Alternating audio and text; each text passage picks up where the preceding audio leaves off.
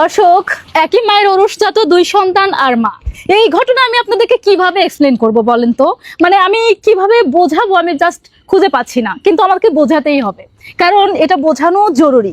এই মুহূর্তে যে জায়গায় অবস্থান করছি, যে ঘটনাটা ঘটেছে এবং যেভাবে তারা চলছে, যা হচ্ছে এই পরিবারটা, আমি আসলে এটা আপনাদেরকে বোঝাতে পারবো কিনা জানি না। আপনার নাম কি?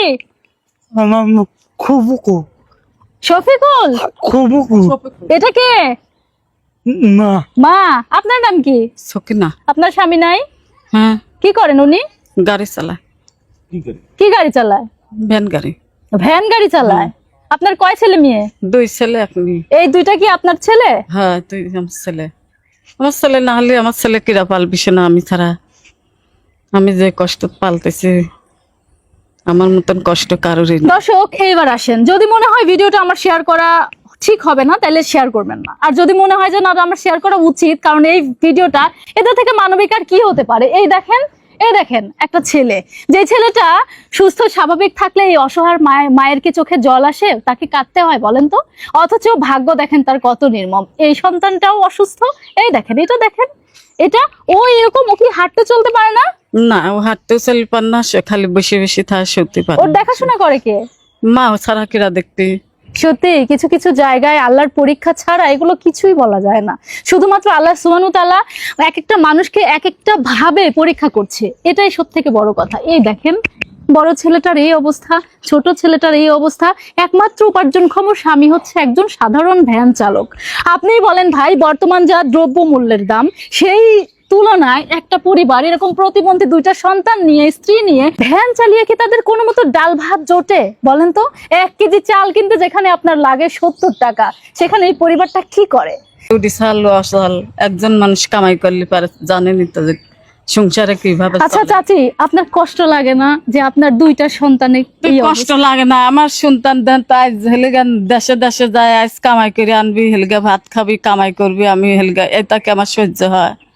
হেলগান আমি গ্রামে গ্রামে 2 পাটাই বড় চালে, তাহলে মায়ের কে তা সহ্য হয় যে আমার চাল আজ কামাই করে আনবি, আমাকে ভাত কাপড় দিবি, আর আমি চালে দেশে দেশে হেলগান চাবি করিলে আসি। বর্তমান পৃথিবীতে যেখানে ভাই ভাই রক্তারক্তি সম্পর্ক, সেখানেও যে এমন ভালোবাসা আর এমন সহানুভূতির দেখা পাওয়া যায়, এটা আমার কাছে মনে হয়েছে বিরল।